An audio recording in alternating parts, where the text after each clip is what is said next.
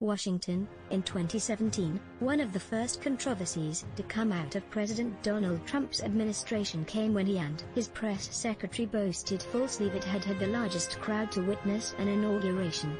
This year, President-elect Joe Biden is deliberately keeping the inauguration a small affair, with the inauguration's planners looking for ways to continue traditions while keeping people safe during the pandemic that has killed more than 399,000 people in the USA. Biden inauguration events to include memorial ceremony for COVID-19 victims on January 19. Biden has urged Americans to stay home during the inauguration to avoid the risk of spreading the coronavirus, and instead join in the celebration virtually.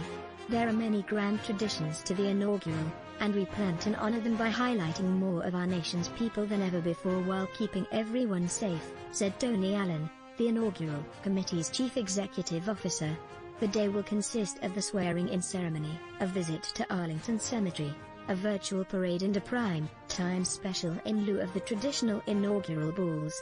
Presidential inaugurations typically are attended by hundreds of dignitaries, including former presidents, Supreme Court justices and members of Congress, while hundreds of thousands of spectators spill out across the National Mall to witness the ceremonies. This year, Trump has said he will not attend the inauguration, breaking with long-standing tradition.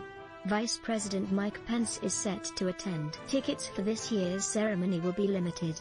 In the past, members of Congress have received about 200,000 tickets to distribute to their constituents for the swearing-in. This year, they will be limited to tickets for themselves and one guest. Representative James Clyburn, co-chair of the Biden Inaugural Committee, said he expects somewhere around a couple thousand people to attend.